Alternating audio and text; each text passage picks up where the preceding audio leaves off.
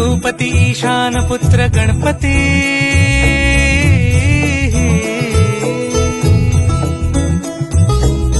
पनी सगम पगम पनी सरि सरि दम पगम गरि सरि निरि